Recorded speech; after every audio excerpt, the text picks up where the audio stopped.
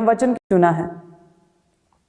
Bible बताती है जो वुमेन है, जो औरत है, उसके लिए परमेश्वर ने एक बहुत ही स्पेशल प्लेस चुना है। अमेजिंग रीति से परमेश्वर ने उसे क्रिएट किया है। बाइबल बताती है कि जब परमेश्वर ने देखा कि आदम का अकेला रहना ठीक नहीं, मैं उसके लिए एक सहायक बनाऊंगा जो उसके साथ मेल खाए। तो लिखा है कि परमेश्वर ने सारे जानवरों को, जीव जंतुओं को, पक्षियों को, अलग अलग तरह के जितनी भी क्रिएशंस खुदा ने क्रिएचर्स को बनाया, सबको एक एक करके परमेश्वर ने आदम के साथ रखा कि मैं देखूं कौन मेल खाता है आदम के साथ। लेकिन कोई भी मैच जो है वो ठीक नहीं बैठ रहा था। और उसके बाद लिखा है कि परमेश्वर ने आदम को भारी नींद में डाला और उसकी साइड से पसली को निकाला। उस पसली को निकालकर परमेश्वर ने स्त्री को बनाया। क्या आप जानते हैं कि जो औरत है उसका कोई भी रिप्लेसमेंट नहीं है। औरत की जगह कोई भी नहीं ले सकता, क्योंकि प्रभु ने ऑलरेडी सब जानवर, सब क्रिएचर्स को जितना कुछ बनाया, सबको परमेश्वर ने आदम के साथ रख के देखा, लेकिन कोई भी फिट नहीं बैठ रहा था, कोई भी सूटेबल नहीं था, सूट नहीं कर रहा था आदम को।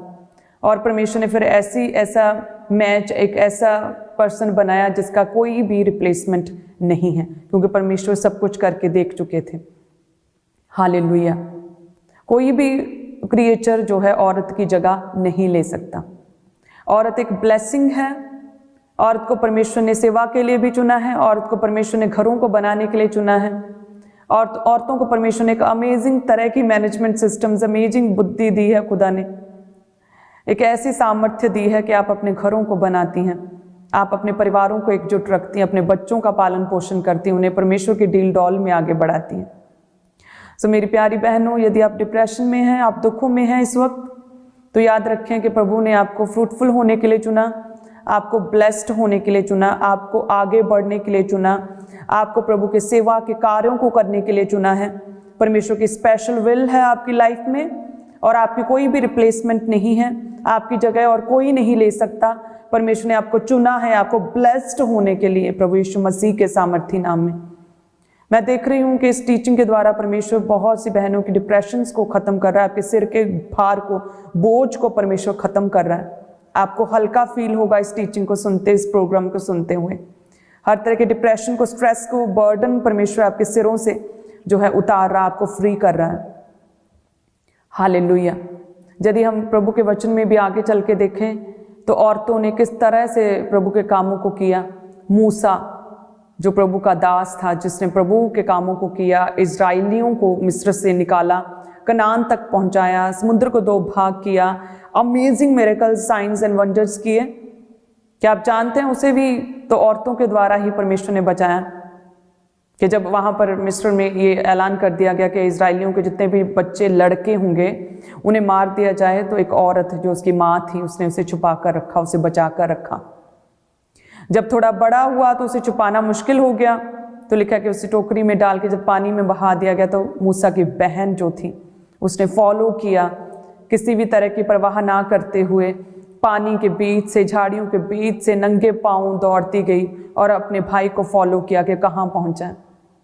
और जब टोकरी जो है फ़िरौन की जो बहन उसके तक पहुंची, वो भी एक औरत थी जिसने मूसा को पाला। उसे पता था कि इजराइली है, कल्चर का डिफरेंस था, बहुत गैप था दोनों सोसाइटीज़ में, लेकिन उसने फिर भी पालन पोषण किया मूसा का और मूसा को पाला और इस योग्य किया कि वो बड़ा हुआ और प्रभु के कामों के लिए जो स्पेशल विल, एक्चुअल योजना थी मूसा की लाइफ में, वो पूरी हो सके। यदि हम देखें प्रभु के वचन में से, तो जब प्रभु यीशु मसीह जो है नगर नगर और गांव गांव फिरते रहे, सुसमाचार प्रचार करते, परमेश्वर के राज्य को बढ़ाने का सुसमाचार प्रचार करते हुए फिरे, तो प्रभु यीशु मसीह के साथ बहुत सारे चेले थे, लेकिन साथ में वचन कहता है कि उसके साथ मरियम मगदलीनी थी जिसमें 7 दुष्ट आत्माएं थी और जो उन दुष्ट आत्माओं से फ्री हुई थी। साथ में यूहन्ना, सुसन्ना नामक स्त्रियां और भी कई स्त्रियां साथ में थी जो कि अपनी संपत्ति को बेचकर प्रभु यीशु मसीह की सेवा कार्यों को कर रही थी, प्रभु यीशु मसीह की जो सेवकाई में साथ दे रही थी। बहुत सी लेडीज जिन्होंने टेस्टिमनीज को रिसीव किया था, जो फ्री हुई थी, वो प्रभु के कामों को कर रही थी, बीजों के द्वारा भी कामों को कर रही थी, प्रभु के साथ नगर नगर गांव गांव सुसमाचार प्रचार कर रही थी, डोर टू डोर इवेंजलिज्म कर रही थी। जब प्रभु यीशु मसीह क्रूस पर चढ़ाए गए तो उस समय भी, क्रूस पर चढ़ाए जाने के समय भी लिखा है कि तब भी स्त्रियां क्रूस के पास बैठी थी, जिसमें माता मरियम थी और कुछ स्त्रियां थी।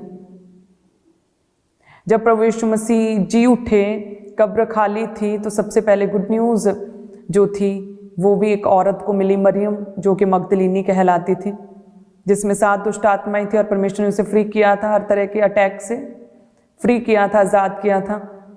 उसने सबसे पहले प्रभु यीशु मसीह के जी उठने की गुड न्यूज़, सुसमाचार को सुनाया। दूतों ने भी सबसे पहले एक औरत को प्रभु यीशु मसीह के जी उठने की गुड न्यूज़ दी, और वही थी प्रभु यीशु मसीह सबसे पहले दर्शन भी औरत को दिया जी उठने के बाद।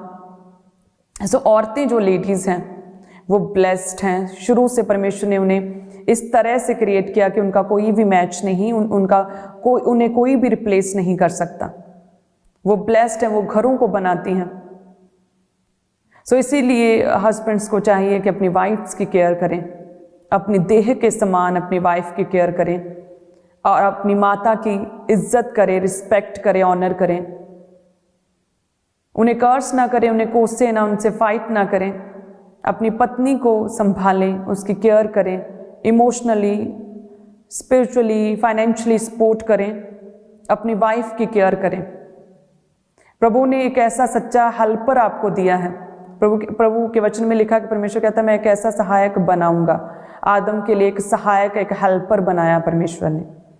यदि आपकी वाइफ को आप अपने साथ नहीं रख पा रहे, आप में अंडरस्टैंडिंग नहीं है, आपकी सोच अगर मेल नहीं खाती दोनों हस्बैंड वाइफ की, तो दैट मीन्स कि आपकी तरक्की जो है वो पूरी कंप्लीट नहीं हो सकती। वो जो स्पीड 100 गुना होनी चाहिए, वो 50% स्पीड के साथ आप बढ़ रहे हैं। आपको अपनी पत्नी का ख्याल रखना है, उसे आगे बढ़ाने में मदद और सहायता करनी है, उसे हर तरह से आपने सपोर्ट देनी है, क्योंकि वो आपकी हेल्पर है। देखिए प्रभु ने कितनी इंपॉर्टेंस दी है वाइफ, लेडीज को, स्पेशली औरतों को। प्रभु ने उन्हें ऊंचा किया है, सेवा के कार्यों को किया है। प्रेरितों के समय पर भी कितनी स्त्रियां थी, कितनी लेडीज थी जिन्होंने प्रभु के कामों को किया। प्रेरितों की, प्रभु के चेलों की उन्होंने मदद और सहायता की अपने बीजों के द्वारा भी, और सुसमाचार प्रचार किया। प्रेयरफुल लेडीज थी। और यदि आज कोई व्यक्ति कहे कि मुझे एक अच्छी भली पत्नी कैसे मिले, तो जब हम प्रभु के वचन में देखते हैं कि कैसे आप एक अच्छी औरत अपनी लाइफ में लेकर आ सकते हैं, तो भजन संहिता 128 में लिखा कि क्या ही धन्य है हर एक जो यहोवा का भय मानता है और उसके मार्गों पर चलता है। तो अपनी कमाई को निश्चय खाने पाएगा, तो धन्य होगा, तेरा भला होगा। तेरे घर के भीतर तेरी स्त्री फलवंत दाखलता सी होगी, तेरे मेज के चारों ओर तेरे बालक जलपाई के पौधे से होंगे। सुन, जो पुरुष यहोवा का भय मानता हो वह ऐसी ही आशीष पाएगा। जो पुरुष यहोवा का भय मानता हो, यदि आप पवित्रताई में हैं, यदि आप परमेश्वर के निकट हैं, यदि आप प्रेयरफुल पर्सन हैं, यदि आप प्रभु के हुक्मों को मानते हैं, यदि आप परमेश्वर का भय मानते हैं, तो लिखा है कि जो पुरुष यहोवा का भय मानता है उसके घर के भीतर जो स्त्री है उसकी वो फलवंत दाखलता सी होगी, और तेरी मेज के चारों ओर तेरे बालक जलपाई के पौधे से होंगे। कौन पुरुष? जो परमेश्वर का भय मानते हैं। लेकिन यदि आप परमेश्वर को धोखा देंगे तो आपकी वाइफ रिफ्लेक्शन होगी उस धोखे का जो आपने परमेश्वर के साथ किया। आपकी लाइफ में एक भली और अच्छी औरत का होना आपकी परमेश्वर के साथ कैसे रिलेशनशिप है उस पर डिपेंड करता है। हालेलुया। सो लगातार प्रेयर्स में रहें। यदि आप मैरिड